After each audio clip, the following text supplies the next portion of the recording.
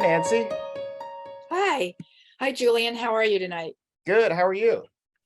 I'm good. I just came back from a trip to Maine where the film took place. My name is Nancy Ghertner, and the film's name is Voices from the Barrens, Native People, Blueberries and Sovereignty. And we had two screenings in Maine this past week. One was at a cinema and one was at a university. And one of them, both of them were part of a series, which I think your audience would be interested in. One was called Food for Thought, and it includes three documentaries and two speakers. And the other one is called The Right to Food, and that is a two-film series, and that's way up by the border of Canada in a place called Machias, Maine. So, what inspired you to make this film? What inspired me, I don't know if the audience realizes this, but it takes quite a bit of research to do a documentary, and it takes access to who you hope will be what we call subjects, which you could say the characters of the film or the people that become your allies in telling a story. So I heard about, as I was researching the Honduranos and the Mexicanos who were raking, I kept saying, what other people are doing this work? And one of the not the owner, but what you would call a field manager said, you need to meet the Passamaquoddy, because that company is operated by Native Americans, and Native Americans from Canada rake there. So it took me a while to be able to actually work with that particular company. And then primarily it was because I met a woman who invited me to the labor camp where the people were staying for the 2 weeks that they work in the fields. And when I told the company field manager that I had been invited, he said, go for it. If you're invited, you may go and find out what you need to know. You cannot record on the fields, but you can record in the camps. So the very first 2 years, we only recorded stories from the people in the evenings and the mornings. We never really recorded any of the actual work. But it was that's what inspired me, was the fact that these people were able to cross the border with their identification as being a Native American, Aboriginal, First Nation, and they use that when they cross the border and when they go back. And that story is actually in Voices from the Barrens. That's right. So, Nancy, what was your biggest challenge while making the film? The biggest challenge was over the years maintaining that connection. Some years I was not able to record.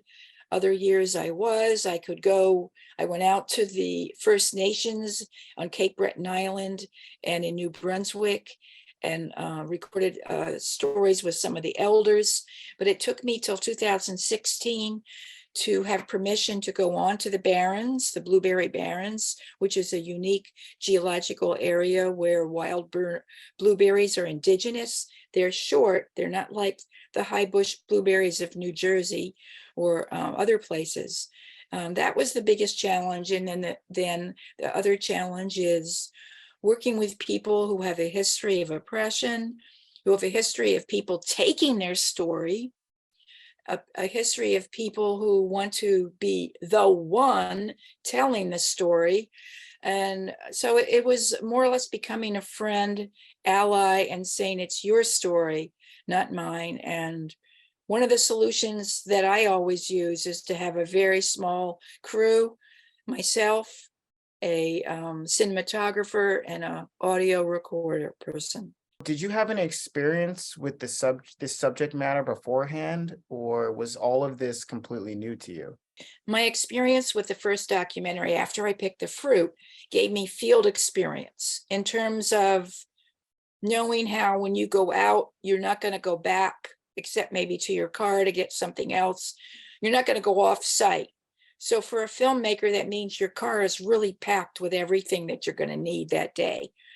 You take your food. The last year I had an AD who also packed peanut butter and jelly sandwiches in addition to doing some smaller interviews. So everyone has to play multiple roles when you're doing field work. And all of a sudden you find out they're raking on this field and not this one. So you take part of the small crew you have and you send them over there, and Nancy would stay with the main story to see what was going to happen. And the crew goes off and films this canoe launch that ended up being a very aesthetic way of connecting the native people's migratory process of food gathering in ancient days to the contemporary movement that native people have across the border on a certain season to do certain work. So if the canoe became a vital aesthetic piece that we just had to find out about. So we had to send the crew out to do that. I wasn't even there. And so now that the film is completed, and it's been 2 years, you said? Yeah, this Uh, is his third fall. It came out in 20, but it was the fall of 220 that we had festivals. what impact are you hoping to have, or have you had with this film? So the impact was personal. And also, this is amazing. More and more people want to see this film. It's on the public broadcasting in Maine. It's been in all kinds of libraries and universities, and it's still out there. And then the other side of it is that the film ends rather sadly because there was a oversupply of wild blueberries in 2000, right before COVID, in 2017 to 19. And the company had to cancel a harvest because they had no market and there was a breach of contract. So coming back from that, they used part of the film as a way to say, this is who we are. And they received United States agricultural grant to market their products as indigenous. And so they have a new contract with Wyman's of Maine, which is a very big wild blueberry company. And 25% of their blueberries are packaged in Passamaquoddy boxes that say native grown food on them. And they're selling them to co-ops, to pie companies. They have to put aside more this year for wholesale and retail sales. So it wasn't that the film made that happen, it's that it was co-junct at the same time, and it was able to tell a story that was unique. And they go to all of the screenings, one member of the tribal company, and answer questions because people want to know what happened. It looks like you didn't have any success. So the company themselves answers that. The director doesn't go there. I just talk about the filmmaking itself. They talk about their story and what became their product. What other projects do you have in store? Okay, well, I'm a grandmother of 6 grandchildren, so I have taken a little break. I'm doing some printmaking and painting right now. I'm a visual artist, did installation art, and originally was a potter. So I'm kind of going back that way. But there is a family that live close to my community in upstate New York who have been involved with agriculture, I think, since the 50s. And there's an elderly gentleman who is the one who has his hands in the soil working. His name and he is timid. So I'm hoping to give the family some interviews of himself with his son or daughter. And so I don't know if it'll be a film, but it is a way of capturing a story while that family still has a member who is working in agriculture. They're at our farmers market. So I'm sort of going to use my skills with a young cinematographer who also I've worked with before. And I don't know about the audio recording yet. We're going to work on that part.